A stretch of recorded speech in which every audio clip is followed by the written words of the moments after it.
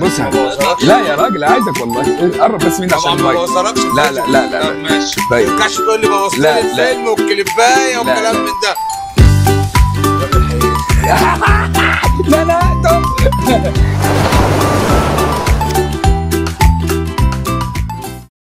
احنا في البحر النهارده معانا واحد من اهم الناس اللي احنا اول مره نتعرف عليها. تعرف على حضرتك؟ اخوك ياسين يا فندم. عم ياسين، بقالك كام سنه في البحر؟ يعني حوالي 25 سنه. 25 سنه بحر؟ انت اصلا صياد ولا؟ لا حب البحر والصيد بس اللي دخلني المهنه دي. طب لو انا طلبت منك تحكي لي موقف دلوقتي من المواقف اللي انت حسيت ان هي كانت صعبه جدا في البحر. اول امبارح. ده ايه الشغل اللي بيخلص في ساعتها ده؟ ايه اللي حصل؟ دركايه 10 كيلو ضاعت مني بسبب البحر اللي معايا. انت هتضرب ولا ايه؟ كويس بقى ان انا ما غيرتش هدومي، ها؟ ده انت هتاكل علقه. البحر اللي معاك اللي ضايعها؟ ده ايه ضايعها عشان الوجله ولا؟ ما عرفش يوجلها. انت طبيعه مكانك هنا في العين السخنه على طول. وما رحتش مكان غير العين السخنه اصطدت فيه؟ لا رحت اصطدت في حتت كتير، الغردقه وجنوب انت سويسي اصلا؟ سويسي والله. السوايسه صيادين بطبعهم؟ يعني بحكم ان هم بيقربوا البحر وبيحبوا البحر وبيحبوا السمك، فتلاقيهم مرتبطين بالصيد كتير يعني. طب ايه الفرق بين السويسي الصياد والسويسي السماك؟ لانه نصكم اتقسم بقى يروح يشتغل في السمك وتجاره السمك.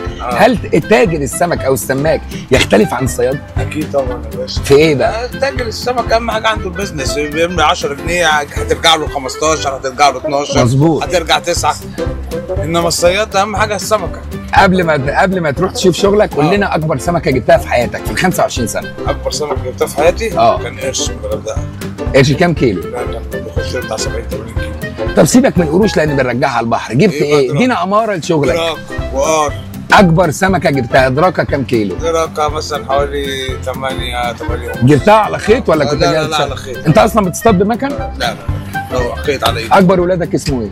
احمد. ربنا يبارك لك في احمد. مطلعه صياد؟ لا مش جو بحر اهو. مين انت مش عايز تسلم الرايه؟ لا الجيل الجديد مش هيستلم رايات، ده الجيل بتاع اسمها دي الاندومي.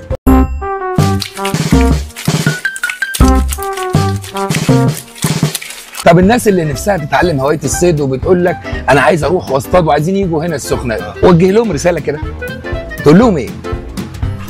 اقول لهم يشرفوا في اي وقت وما لهمش دعوه باي حاجه، عده وطعم وسمك كله موجود ان شاء الله. يعني اصل بيقول لك احنا ما نعرفش حاجه، هتقف معاه وهتعلمه. طبعا امال ايه؟ اهم حاجه اللي ما يعرفش نقف نعلمه ونوريه ازاي يصطاد وازاي يطعم وازاي يرمل وازاي يعمل كل حاجه. انا مستغرب وانت بتحب البحر بالشكل ده. الناس بتقول البحر غدار، البحر بيعلى البحر، انت فعلا بتحبه؟ لا بحبه وبحترمه. اديني سبب واحد يخليك تحبه.